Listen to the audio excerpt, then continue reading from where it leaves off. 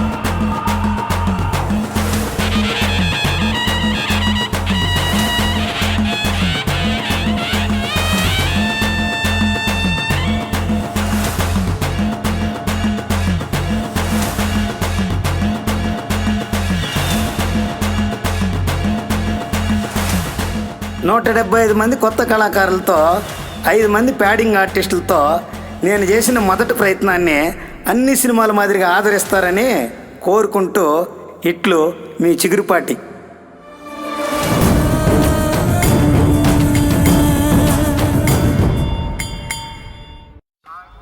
అదిగో నువ్వు ఆడ కనబడేదే నెల్లూరు పెన్నా అనేదే.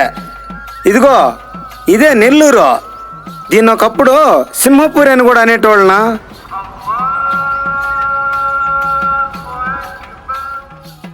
అకో అదిగో ఆడ దూరంగా కనబడుతుంది గుడే.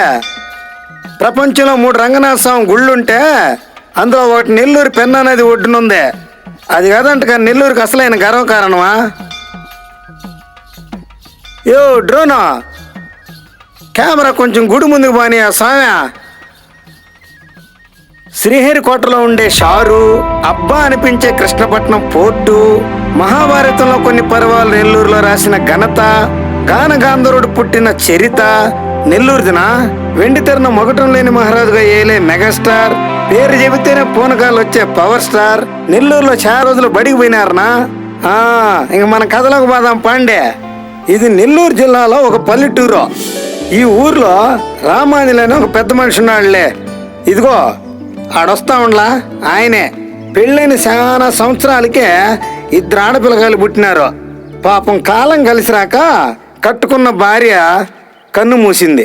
ఈయన తెలుగు పద్యాలు భలే పాడతాడు. నువ్వు స్వాభావికానవధికాతిశయే శత్రుత్వం నారాయణత్వయి నమృషతి వైదిక బ్రహ్మ శివ శతమక పరమస్పరాడి తేపి యస్య మహిమార్ణవ విప్రుషస్తే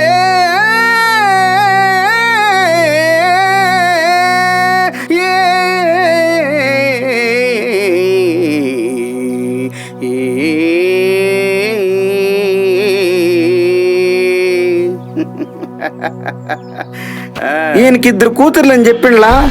ఈమె పెద్ద కూతురు, పేరు సీత. డాన్స్ బాగా చేస్తుంది. నువ్వు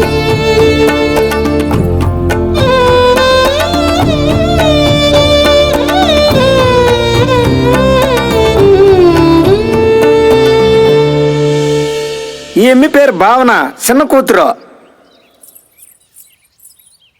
ఈ పిల్లోడు రహీం అనే ఒక అబ్బాయికి ఈ ఇంట్లో ఉండే సీతకి మధ్య ప్రేమ వ్యవహారం నడిపిస్తా ఉన్నాడన్నా.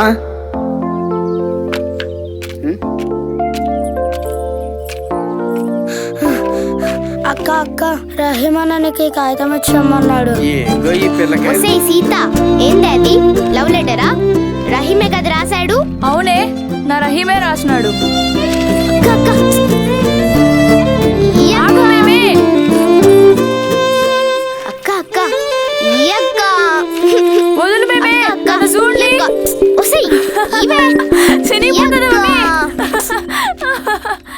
మే సీత, నిన్ను చూసి వారం రోజులైంది మ్యా. కంటికి కరువైపోయినావా? నీకోసం బీచ్ కాడ ఏ కళ్ళతో ఎదురు చూస్తా ఉంటాను మ్యా. ఎట్లు నీ రహీం. ఒసేయ్ సీత, ఏం రాశాడే దాంట్లో? అతన్ని చూసి వారం రోజులైంది, ఒకసారి చూసి వస్తానే. నేను వస్తా అక్క. వద్దొద్దు, నేనే పోయేస్తా, నువ్వు ఇంటికాడనే ఉండుమే. నాయన అడిగితే అక్క పక్కింటికి పోయిందని చెప్పు. ఉమ్మ్.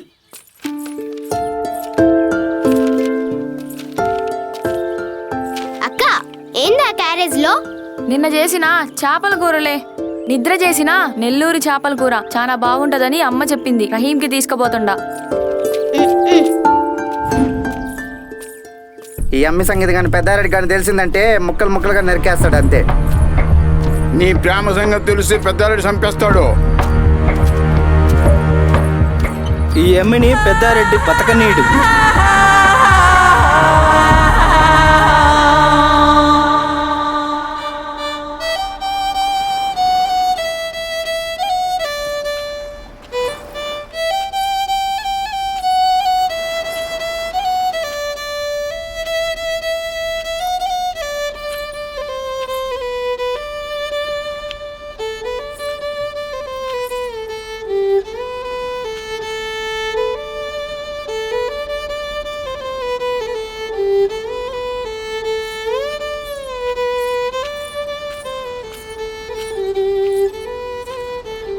రే రహీమా, అబ్బాయి గారికి కోపం వచ్చిందా ఏంది?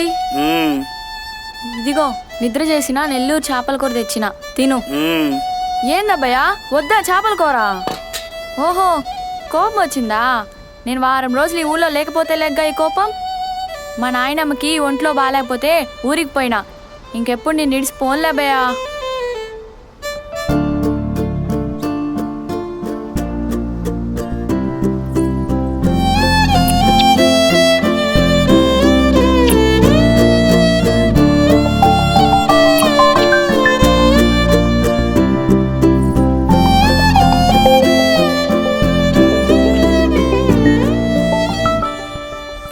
కోపం పోలేదా? ఇన్ని ముద్దులు పెట్టినాక కోపం పోకుండా ఉంటుందా ఏంది? తగ్గుంటుందిలే.